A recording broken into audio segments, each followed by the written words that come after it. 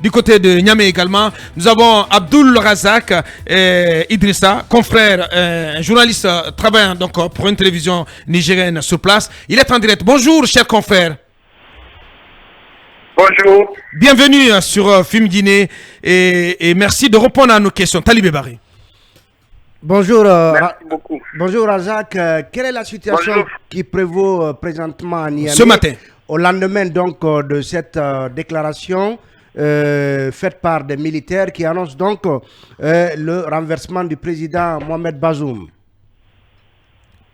Alors, disons que la situation est calme. Disons, Niamey s'est même réveillé sous une pluie battante.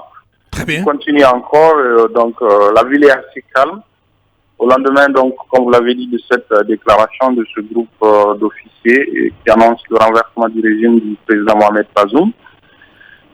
Hier soir, un peu après la déclaration rendue publique, il y a eu des appels à manifestation pour notamment soutenir, disons, ces nouvelles autorités réunies au sein du Conseil national pour la sauvegarde de la patrie, le CNSP. Et bon, mais certainement que c'est la pluie qui a dû faire émousser les élans des uns et des autres à sortir pour cette manifestation. Sinon, la ville est calme. Malgré la pluie, ceux qui ont des obligations essaient de sortir pour pouvoir rejoindre leur travail. Alors qu'il fait, Razak, qu'est-ce qu'on peut dire exactement de la situation qui prévaut? Le pays est aux mains de qui exactement, Razak? Alors, difficile de le dire, puisque ces militaires regroupés au sein du CNSP ont lu leur déclaration sur la chaîne de télévision publique, qui depuis cette déclaration passe en boucle cette déclaration donc sur ces antennes. Et bon, on a tous suivi aussi la réaction, c'est vrai, même si c'est sur les réseaux sociaux, sur le compte Twitter notamment du président Bazoum, qui dit que l'ordre démocratique sera rétabli. On a suivi aussi le ministre des Affaires étrangères, Assoumi Massaoudou, sur une chaîne internationale française, déclarant que les autorités, c'est les autorités élues, donc les autorités du régime du président Mohamed Bazoum. Mais pour l'instant, sur les ondes de la télévision nationale, c'est la déclaration du CNSP qui passe en boucle. Donc la confusion, elle continue de prévaloir sur place. Oui, on peut le dire parce que c'est vrai, avec cette sortie, la sortie négative du ministre Massaoudou et puis ce tweet sur le compte du président Mohamed Bazoum, ça renforce davantage cette confusion, mais pour l'instant, on va attendre peut-être de voir dans les heures qui suivent ce qu'il en est. Et bon, c'est la pluie aussi qui fait que peut-être qu'on n'a pas beaucoup de possibilités pour aller vérifier tout le... Mais voilà, en fait, la situation actuelle. Bien.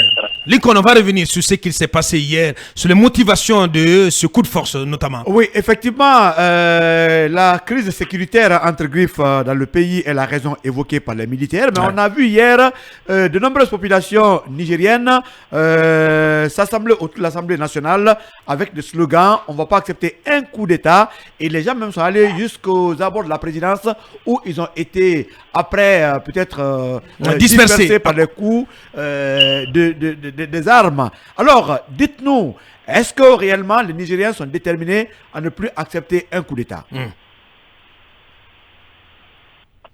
Alors, déterminés à ne plus accepter, maintenant, on est dans une situation presque où on est devant le fait accompli. C'est vrai, comme vous l'avez dit, il y a eu ces manifestations de partisans du régime au niveau de la place de la concertation qui ont essayé d'aller au niveau de la présidence, ils ont été dispersés. Mais bon, vous avez entendu les raisons avancées par les membres du CNP plutôt, la dégradation de la situation sécuritaire, la mauvaise gouvernance sociale et économique. Puisque ce n'est pas encore clair et qu'il n'y a pas, en tout cas pour l'instant, au-delà de ce que je viens de dénoncer comme réaction du côté disons, du régime déchu, entre parenthèses, il n'y a pas encore eu de manifestation pour qu'on puisse mesurer véritablement s'il va y avoir une sorte de résistance ou bien ils vont accepter. Mais sinon, dans le principe, les coups d'État sont toujours pas la bienvenue par souci d'un état de droit, d'une démocratie. Mais là, on est plus ou moins devant un fait accompli et bon. Le terrain, comme on dit, va commander et puis va déterminer ce qui va être la suite de tout cela. De tous ces événements, oui. Alors, Abdul Razak, en direct de Niamey sur Film Guinée, oui. Qui est ce colonel Abdourahmane Djani, le patron de la garde présidentielle, qui est présenté comme le cerveau de ce coup d'État? Et ensuite, dites-nous, est-ce que toutes les composantes de l'armée nigérienne, notamment la garde nationale, la gendarmerie nationale, ont accepté, ont adhéré à leur cause ou pas? Alors, le général Tchani, c'est le chef de corps de la garde présidentielle depuis une douzaine d'années. Donc, c'est un général de l'armée nigérienne qui a été donc placé à ce poste par l'ancien président Issoufou Mahamadou. Maintenant, est-ce que tous les corps ont adhéré à ce mouvement, disons, à cette initiative du CNSP? En tout cas, sur la vidéo, lors de la déclaration, on a vu donc l'adjoint justement au général Tchani. Ouais. On a vu également le chef d'état-major de l'armée de terre. On a vu le commandant en second de la garde nationale. On a vu le patron des opérations spéciales des forces armées du Niger. Et finalement, celui-même qui a lu la déclaration, c'est, si vous voulez, en quelque sorte le porte-parole de l'état-major, puisque c'est le directeur des informations, des relations publiques et du sport au niveau du bureau de l'état-major général des armées. C'est en tout cas le porte-parole de l'état-major. Donc, mais c'est vrai qu'on n'a pas vu par exemple un officier de la gendarmerie parmi cette dizaine d'officiers. On n'a pas non plus vu des éléments de la police, un responsable de la police nationale. Pour l'instant, en tout cas sur cette vidéo, c'est les seuls corps qu'on n'a pas aperçus, puisqu'il y avait les sapeurs-pompiers, il y avait la garde, il y avait donc l'armée.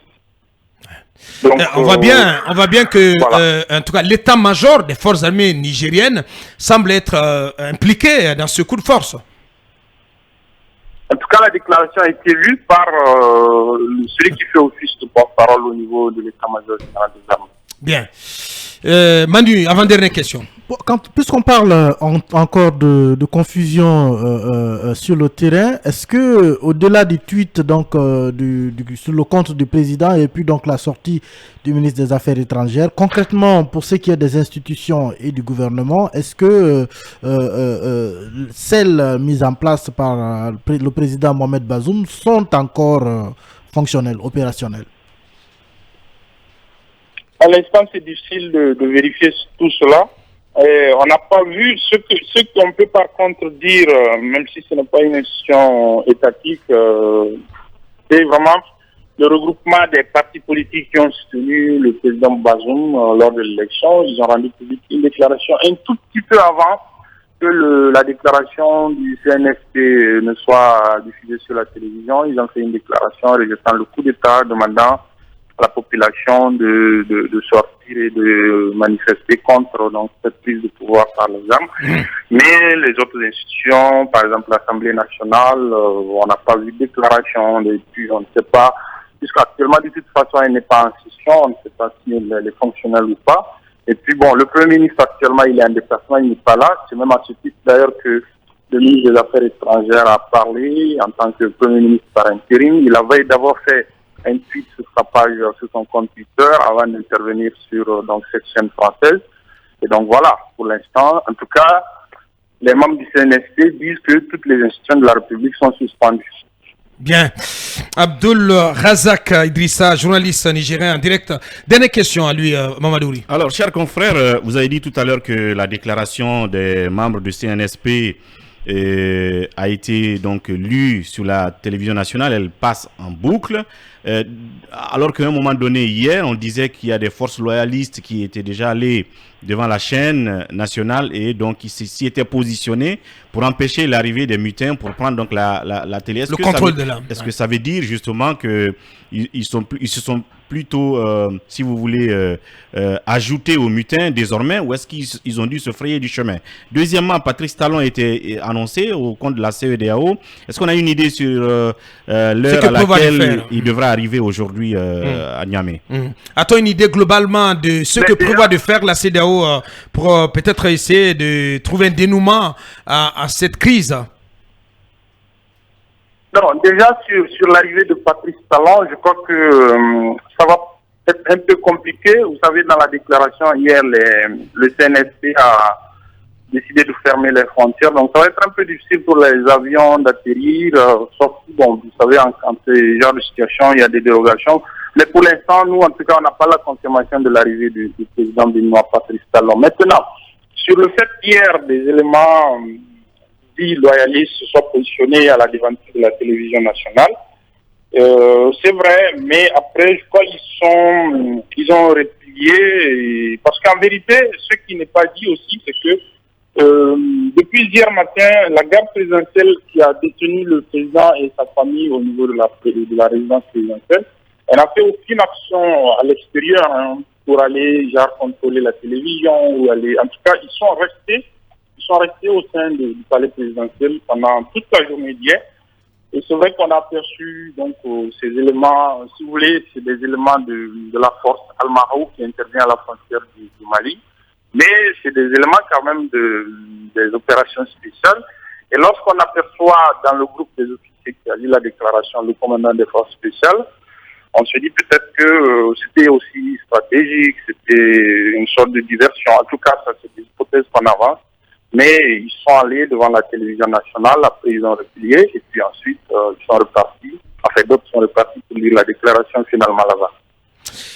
Allez, Abdul Razak Idrissa, journaliste nigérien, qui était en notre compagnie ce matin, donc pour nous donner un peu la température de ce qui se passe du côté du Niger suite à ce coup de force mené par un groupe de militaires réunis au sein du Conseil national pour la sauvegarde de la patrie.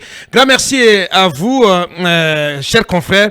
Merci pour ce brillant exposé sur la situation sur place au Niger. Bonne continuation, Idrissa. Merci à vous. Merci bien. Merci bien. Et ces événements du côté de Niger que nous allons continuer de suivre de près sur nos antennes. Talibé, on vient d'entendre le récit de ce confrère. Récit assez intéressant. Aujourd'hui, la question qu'on se pose et le souhait de beaucoup de démocrates, c'est que ce coup d'État, justement, ne soit pas consommé. Alors, qu'est-ce qui peut permettre justement de faire échouer ce coup d'État? Est-ce que c'est les populations nigériennes elles-mêmes qui peuvent rejeter le coup d'État et amener ceux qui sont en train de le mener à se rétracter et à y renoncer?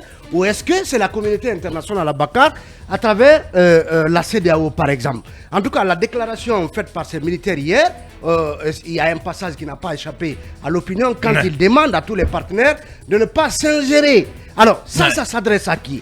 Ça s'adresse notamment à la CEDEAO. Et à Bakar, on apprend hier que le président en exercice de la CEDEAO, Tinubu, a eu une dizaine d'échanges avec le chef de la garde présidentielle, le général Abdourahmane Tiani, qui justement aurait demandé des garanties si jamais il devait renoncer à l'opération qu'ils ont engagée. On apprend que le président Tinubu aurait donné ces garanties et qu'un émissaire nigérian aurait même été dépêché à Niamey pour justement échanger et donner ces garanties, et même organiser éventuellement une sortie de ce général avec ces hommes qui trouveraient refuge du côté du Nigeria, et que le président nigérian aurait donné ces garanties.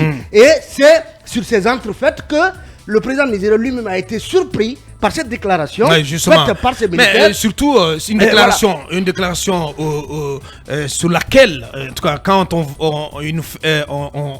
réécoute ce que nous dit Razak sur la photo, sur la présence de ceux qui ont fait cette déclaration, on voit bien que pratiquement tous les corps de l'armée nigérienne semblent avoir adhéré à ce coup de force. Oui, mais la question, Aboubakar, aujourd'hui, nous apprenons que la communauté internationale avait deux options. Les négociations avec justement ces hommes, ce sont ces négociations qui sont poursuivies jusqu'à ce qu'il y ait cette déclaration et qui pourraient continuer si encore il y a justement ces autorités, en tout cas ceux qui sont en train de perpétrer le coup, s'ils l'acceptent. Mais l'autre option, qui n'est pas justement à négliger, c'est l'option d'une intervention militaire de la CEDEAO. Aboubakar, ce n'est pas à exclure. Le président Tinubu, selon nos informations, n'exclut pas cette possibilité parce que Aboubacar, disons-le tout net, c'est un pied de nez. Et n'oubliez pas, Aboubacar, notamment à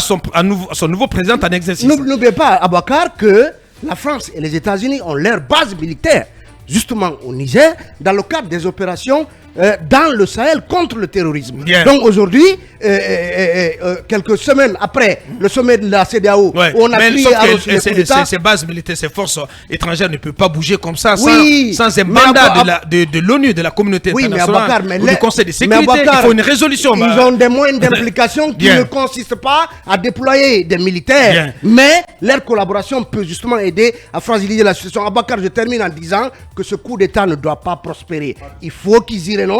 Tout le Niger et toute l'Afrique de l'Ouest doit contribuer à ce que ce coup d'État échoue, quitte à donner des garanties à ceux qui sont en train de le perpétrer. Sinon, Aboubacar, ça n'est terminé de la démocratie. Merci. Prochainement, ça c'est ce qu'on dit ici. D'où la question, à qui le tour? À qui le prochain tour?